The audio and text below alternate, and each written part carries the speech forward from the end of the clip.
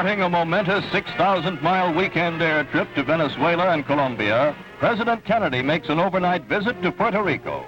Waiting to greet the President and Mrs. Kennedy at San Juan's International Airport is Governor Luis Muñoz Marin. Recognized as one of Mr. Kennedy's top advisors on Latin American affairs, Muñoz Marin heads a flourishing Commonwealth following democracy's path.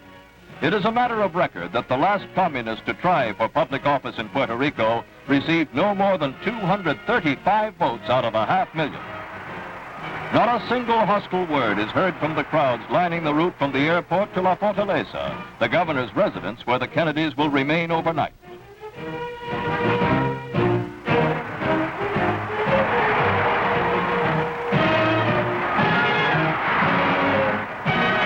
The big occasion of the Puerto Rico stopover is a dinner given by Governor and Mrs. Muñoz Marin for their guests. It is a relaxing hour for the Kennedys before their whirlwind journey to South America's two northernmost countries. Next day, on to Caracas, Venezuela.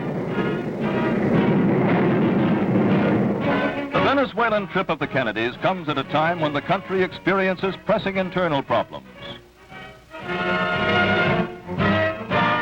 Mr. Kennedy is the first U.S. president to visit Venezuela, and he is welcomed by President Romulo Betancourt.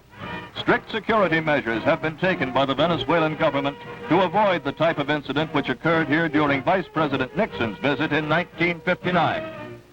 But there are no signs of hostility at any point.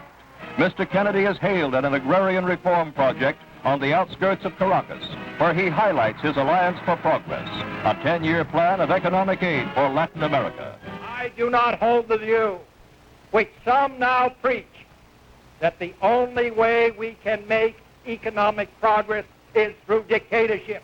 I believe the reverse.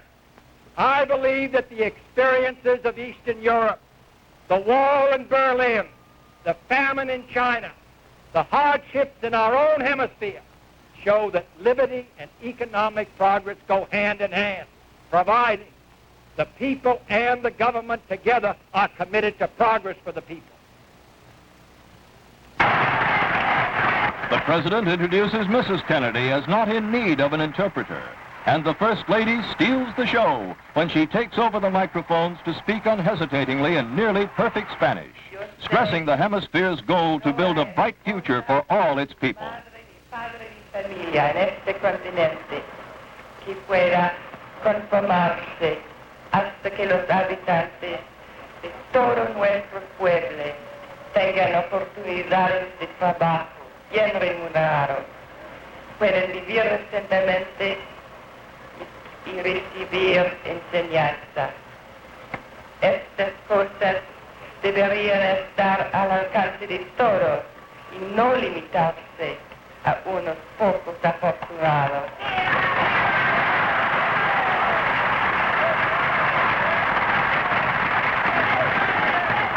Gracias. The important journey is climaxed in Bogotá, Colombia, where the host is President Alberto Lleras Camargo.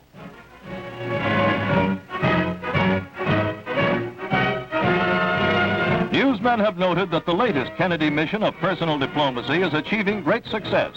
In Bogotá, this is given graphic expression in the enthusiasm of the welcome on the drive through the city's jam-packed streets. Estimates of the crowd are as high as 1 million people.